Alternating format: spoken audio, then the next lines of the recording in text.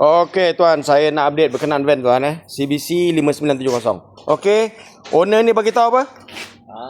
Bawa Dia kata steering banyak free play. Okey, jadi dia dah beli sendiri steering box. Jadi kita dah buka steering box ni steering box kita dah keluarkan dah. Cuma kita akan buka check dulu steering box yang dia bagi, yang dia punya. Nampak tu, kita dah barang habis dah.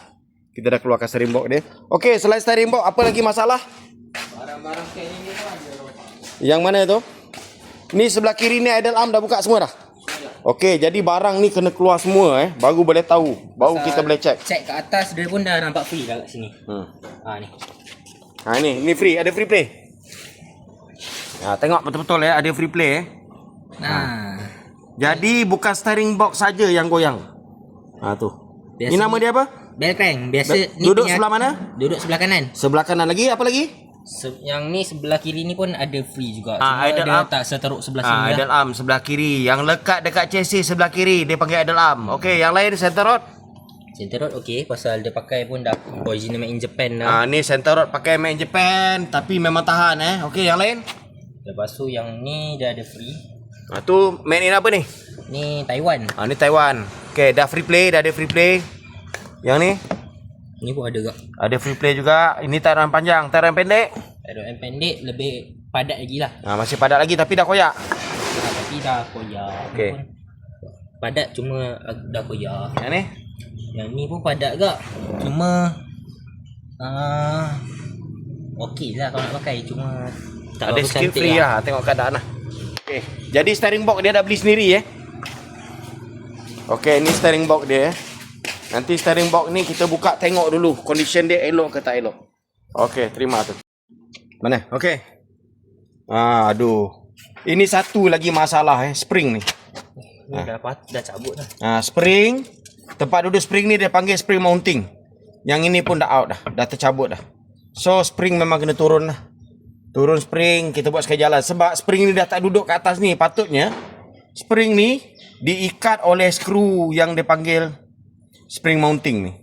Lepas tu ball joint ni pun dah koyak dah. Ball joint bawah pun dah koyak. So nanti masuk pasir. Jadi owner memang minta tukar yang ni. Minta tukar atas upper arm masih padu lagi. Upper arm dia pun masih original, masih padu. Yang ni lah out ni. Ni memang dah out dah ni. Out dah. Tidak out. Ni pun main Taiwan ni, bukan original main Taiwan. Okey, kita akan bawa keluar sekali.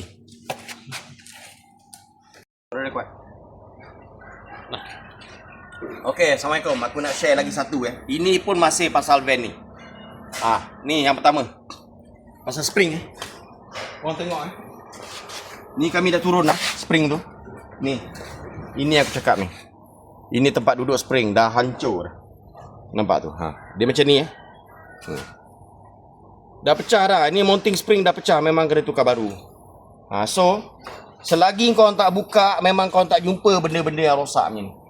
Jadi jalan dia kalau nak check untuk van ni memang kena barai habis baru jumpa semua ni. Okey, itu satu. Yang kedua, pasal lower arm ni. Sebab owner memang minta pun tukar ball joint ni. Okey. Bukan setakat ball joint yang kami jumpa. Tu ball joint. Ball joint ni masih original kilang lagi ni. Tak pernah tukar lagi. Ini punya design masih original kilang. Ni. Nampak? Ni benda tersembunyi, bos. Ni dia panggil lower arm bush. Lower arm bush ni nak ganti dia memang kicap. Kita tak boleh tukar sendiri, kita tak boleh main ketuk keluar, tak boleh main ketuk masuk. Memang kena press keluar, press masuk. So aku akan ganti yang ni ball joint 35 made in Japan. Yang ni pun aku akan tukar. InsyaAllah lepas ni van ni handling dia memang terbaik. Aku jamin. Aku jamin yang tu. Sebab apa yang kita buat, tukar semua yang rosak.